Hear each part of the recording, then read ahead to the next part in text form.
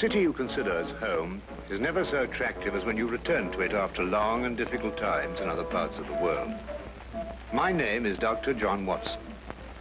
I had served and been wounded in the more remote regions of Afghanistan and had been discharged from the army with specific instructions to rest. The sight of London again was already working its soothing tonic. As I rode through the familiar streets, I never suspected that a chance introduction would lead me into the most amazing adventure of my entire life. Hi, Stanford. Watson, old man. Hello, how have you been? It's good to see you. Not as well as you, obviously. You look great, old man. Heard you were wounded. Well, it could have been much worse. Sit down. Care for a drink? That one. Good. Well, what are your plans now? Got nothing really at the moment. I'm looking for lodgings. Trying to solve the old problem of comfortable quarters at a reasonable price. That's odd. There's the second man today that's used that expression. Really? Who's the other? Well, you wouldn't know him. He's doing some work in the chemical laboratory at the hospital. Might be interesting. Yes, well, I wouldn't mind sharing a flat with somebody if he was all right. Well, Anything wrong? Oh, no. He's rather strange. Well, what's wrong with him? Oh, nothing wrong with Holmes. That's his name, Sherlock Holmes. Well, when I saw him this morning, he was doing some research with a corpse. Oh, what was he doing? He was beating it with a stick. I beg your pardon? Did you ring, sir? 2 shillings, please. Very good, sir. What did you say this Sherlock Holmes fellow was doing? He was beating a corpse with a stick. Oh? What in heaven's name do you want to do that for? He wanted to find out if it was possible to inflict a bruise on a body after death. Why? I don't know. Did you ask him? That's another strange thing about this Holmes. Somehow, one never thinks to question him. No.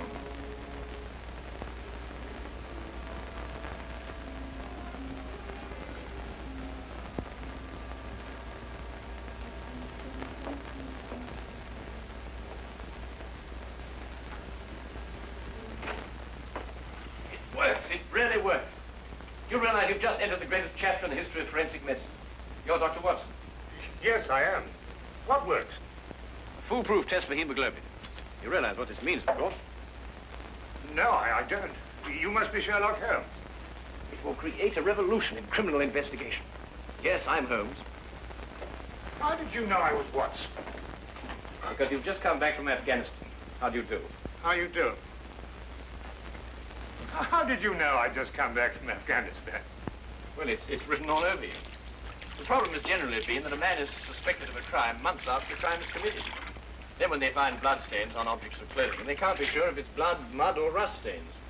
But this solves the whole thing, of course. Oh, of course. Of course. Stanford told me you're looking for someone to share a flat you'd found. You know, if this test had been in existence a year ago, it would have meant that von Bishop of Frankfurt would most certainly have been hung. And that goes for Mason of Bradford, Muller and O'Fay, naturally. Naturally. Who are these people? Did you know, I'm delighted to meet you, Watson. I think you'll like the flat. It's in Baker Street, by the way. Oh, we could pop round this afternoon and have a look at it if you care. Yes. Oh, yes, rather. I'd like that. Good. Did you mind if I play the violin? No, go right ahead. No, I don't mean now. I mean when we're sharing the flat. Oh, no, of course not. I like a bit of good music. Oh, good. I'm not very good. Oh. Tell me, Holmes. Yes. How did you know I just got back from Afghanistan? Well, it's obvious. Now, that's what you said before. It isn't a bit obvious. You're a doctor, that much we know. Huh? But with the air of a military man, therefore an army doctor. You've acquired a sunburn. I know it's not your natural color because your wrists are white. Your eyes tell me that you've recently been ill. I'd say some sort of tropical fever. You use your left arm stiffly as though you'd sustained a wound. Now the problem becomes, where would an army doctor have contracted a fever, sustained a wound? The answer, my dear Watson, is in the present campaign in Afghanistan, naturally. Naturally. Of course, it's obvious. Naturally. We examined the rooms at 221B Baker Street that afternoon and promptly moved in on the following day. I had, at this point, known Sherlock Holmes for only 24 hours.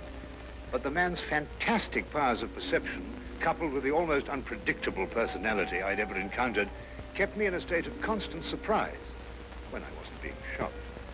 It was unbelievable, the things he knew and the things he didn't know. Now, really, my dear Holmes, you mean to tell me you didn't know that the Earth moved round the sun? Really? But every school child knows that. Well, now I know it, too. And I shall promptly proceed to forget it. But why? Yes. Why? Why should I remember it? Well, because it's a natural phenomenon. Well, is it important? Does it affect us? If you told me the Earth went round the moon, would it make any possible difference to our way of life? Well, if you put it that way, no. Then it's useless information, and I shall do my best to forget it. I advise you to do the same. At times, I thought the man was joking and simply having a bit of fun at my expense. But I soon learned that he was in dead earnest. I also, unknown to him, made a brief classification of the man's knowledge. Literature? Nothing. Philosophy? Nothing. Astronomy? Nothing. Politics? Disinterested. Botany? He knew everything there was to know about poisons and absolutely nothing about practical gardening. Chemistry? Profound. Sensational literature? Without question, Sherlock Holmes knew the details of every horror perpetrated in the last 100 years.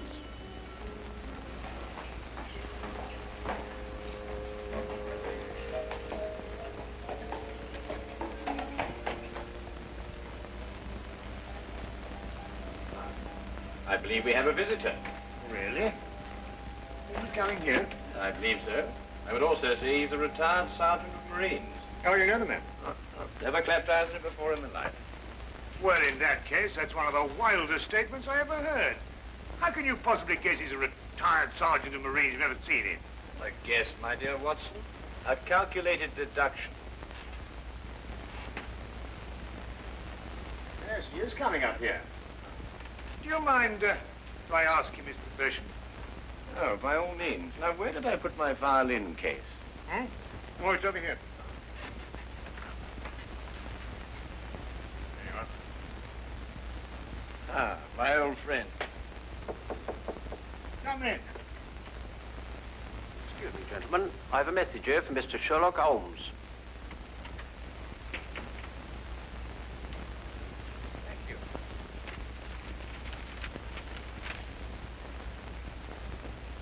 Excuse me.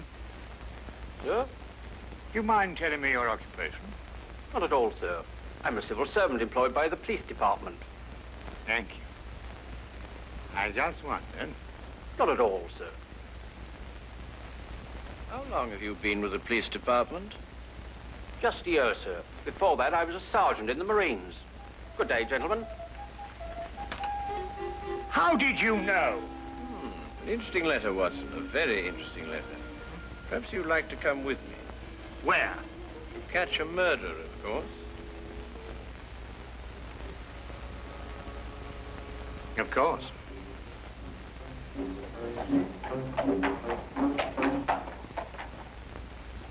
How did you know that that man was an ex-sergeant of Marines? Who? A messenger from the police. Oh, yes, the retired sergeant of Marines. That's what I said. Well, there's nothing mysterious about such observations, my dear Watson, but unfortunately, when explained, they lose their romantic order of mystery. My decision was based on observation and logical deduction. The man had a large anchor tattooed on the back of his hand. This was visible from our window. I admit I didn't notice it at the time, but since you mention it, I think there was an anchor. Oh, there was indeed. He also wore regulation sideburns and had a slight nautical roll. Thus, I judged him a Marine. Oh, guess, I grant you, but only a refinement of guesses one makes every day. Don't be so disgruntled, Watson. Test your own powers of observation. We are entering the perfect situation. No? What are we entering? A house that holds a murdered man.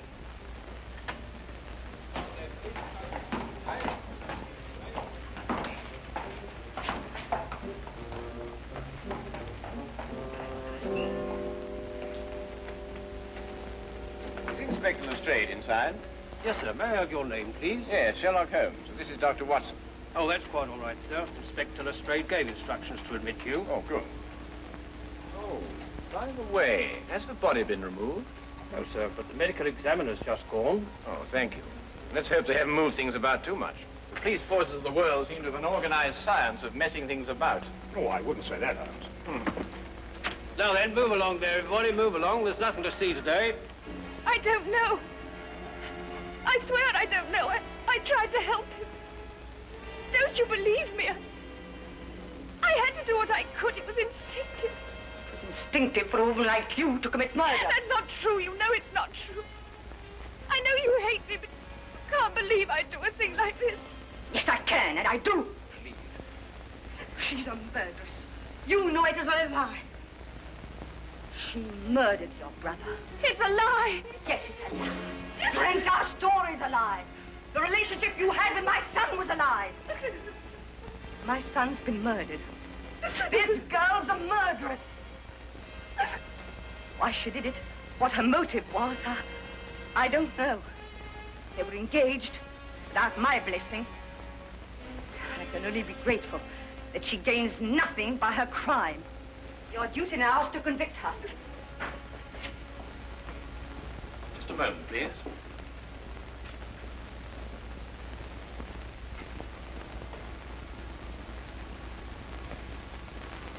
Notice the angle of incision, Watson. Yes. And the force of the blow and the general penetration of the upper region of the chest. How long would you estimate before loss of consciousness? Well, it's difficult to say. 30 seconds. Minutes? Oh, between the two. I see. And death? Shortly thereafter. 2 minutes. 3? 3 or 4, I'd say. Thank you, Watson. All right, take him out. Ah, forgive the interruption. I would prefer to have been invited before the body had been moved. I thought you'd be interested, Holmes. Oh, thank you, Lestrade. Well, may I introduce my friend, Dr. Watson, Inspector Lestrade of Scotland Yard? How do you do? How do you know? So you're completely stuck, eh, Lestrade? What do you mean?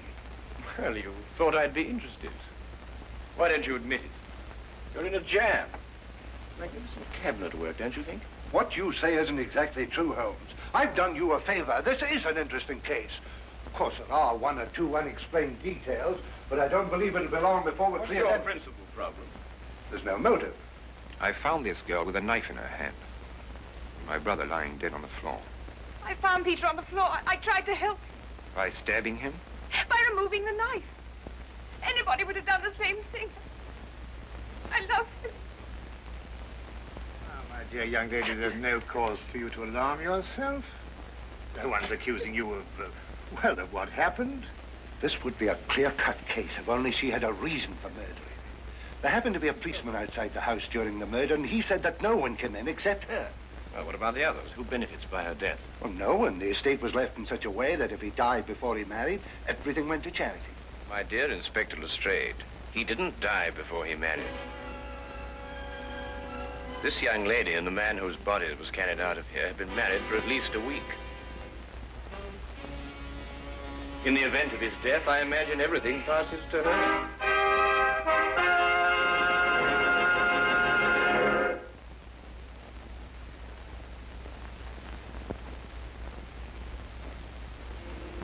And now we return to the case of the Cunningham heritage. How did you know they were married? Weren't you?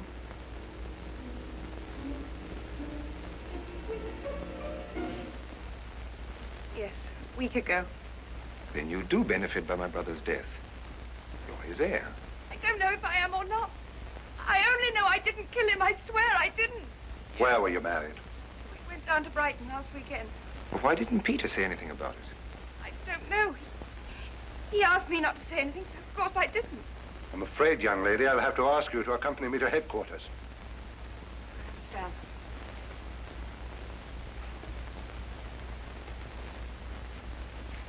Excuse me, Inspector. I think I should tell my mother. Oh, yes, of course. Tell me, Holmes, how did you know they were married? Well, the man's hands had the remains of a sunburn and the fading marks of a narrow ring, but not as yet that indentation of the finger a ring generally leaves. A weekend in the sun at Brighton explains the whole thing perfectly. I didn't notice these things. Yes, I know. The young lady's hands were also sunburned, and to the same degree. Then the case is solved. Yes, it would appear so, wouldn't it? What are you looking for? Do you see that? What? Here, use this. Why, that's only the cut in the carpet. Yes, but it's a fresh one. Yes, but what does it mean? That's a good question.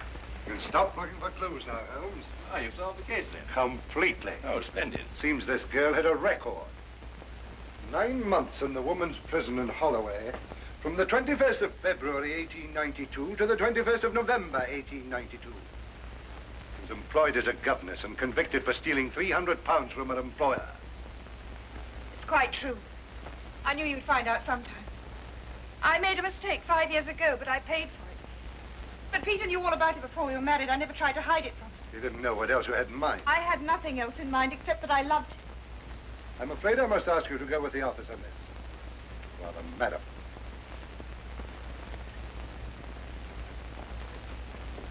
Well, that's how I like my cases. Fast and simple. Oh, indeed. You must tell me some more about it. Well, there's nothing to tell, really. Her story was that Peter asked her to call here at 10 sharp. She arrived, found the door open for her, came in here and found him writhing on the floor with a knife in his chest. She screamed, pulled it out. Just then, Brother Ralph walked in. Peter died without saying another word. So she stabbed him for the inheritance and was caught in the act.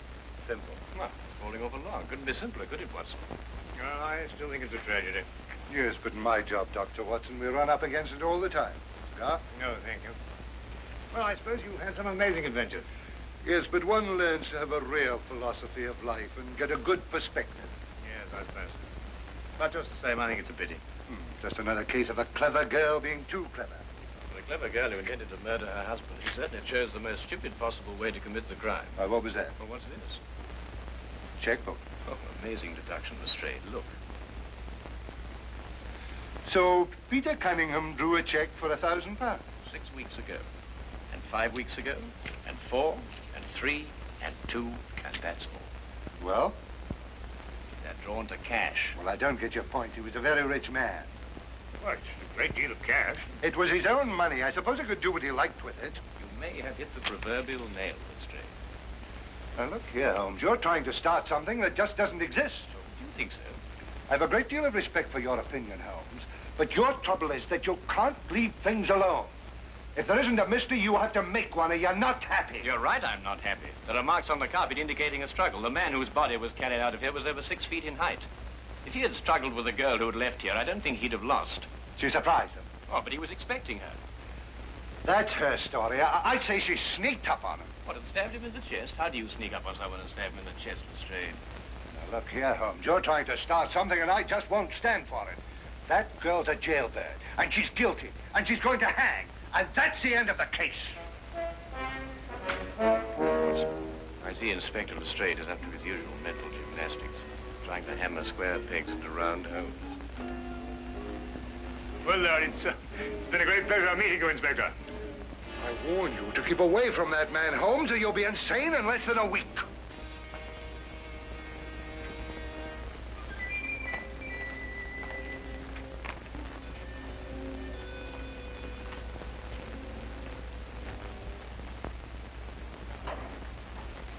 What time is it? Oh, 10:30. Perhaps you'd like to take a little stroll with me. Why? I'd like to investigate this afternoon's affair a bit further. Oh, yes. I'd like that. I thought you'd forgotten about it. Not at all. I've been thinking about it all evening. Shall we go? Then we must exchange our thoughts en route. Where are we going? To the Cunningham house. I didn't know you'd made an appointment there. I didn't. Oh, well, who do you expect to see? No one, I hope. Well, I'm terribly sorry, Holmes, but I'm afraid I don't understand what you mean when you say you want to go to the Cunningham house and you just... You can't do that. What? Well, you can't break into the house. Why not? It's against the law, that's why not. Why, if we're caught... That's it. What is? If we're caught. But that makes no difference. It makes no difference at all. The thing is, if we're caught, it's against the law.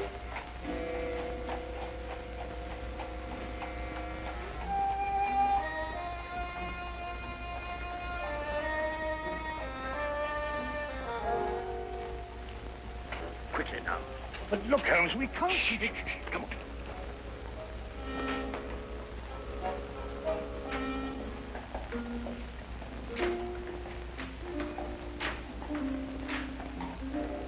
Good evening, Inspector. Good evening, Sergeant. Everything all right? Yes, sir.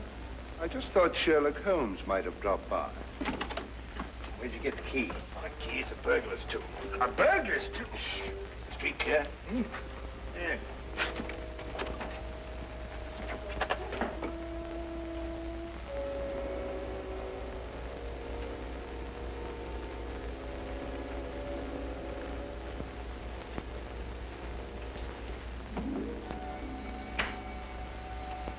How do you know he's out? Because I had a spy watching the house. Go through that cabinet. What am I looking for? Well, papers, bank statements, anything to indicate passage of money from Peter Cunningham's account. Go on.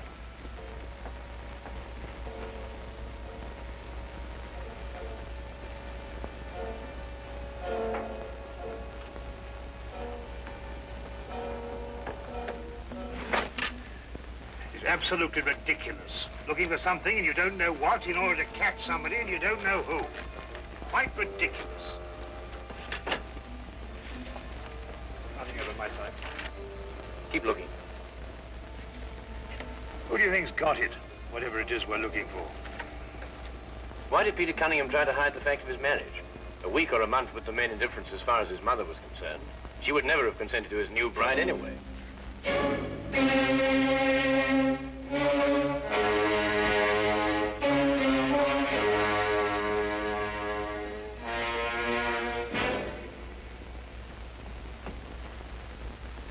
He married her to prove to me that my blackmail wouldn't stop him. And then he withheld the fact in order to give me 1 week to clear out of the country before he exposed me. The money he paid you went to buying up your promissory notes. I was being pressed, Mr. Holmes. My brother's engagement to a jailbird gave me a perfect opportunity to extract a little money from him. In fact, if he hadn't been such a bullhead, it would have gone on for quite some time. The jailbird, as you put it, makes the perfect murder suspect. Perfect, Mr. Holmes. And you and Dr. Watson make perfect burglary suspects. When I report your death to the police, they can't possibly blame me for defending the sanctity of my home.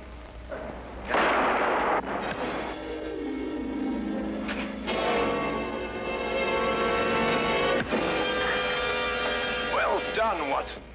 Oh, I could have done a bit better, only it was my bad shoulder. Quite all right, Watson. Think no more about it. So that's our murderer. Yes, the only possible one, of course. Only a man could have struck that blow. Peter died, as you say, within 3 or 4 minutes. And there was a bobby outside the whole time. Yes. Crystal clear. No, it's completely obvious. Well, what do we do now? What's going on here? Who fired that shot? We will sit with the good inspector, and with the aid of our evidence, a bit of logic, and a few simple diagrams, we will endeavor to convince him that night follows day and that 1 and 1 inevitably makes 2. How did you two get in here anyway? Now, Inspector, calm yourself, calm yourself. Come, sit down. Now, there's a good fellow. Sit right here. Now, you see, we have a great deal to talk about.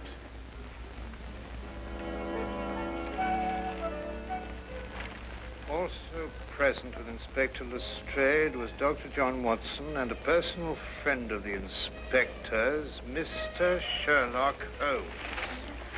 This is ridiculous. It's fantastic.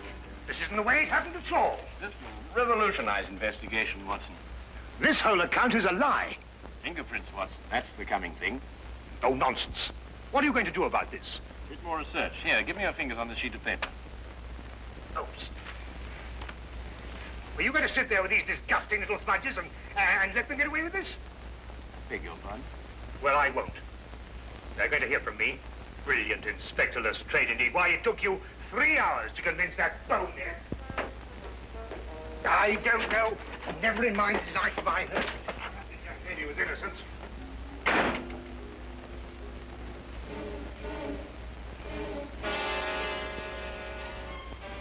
Oh.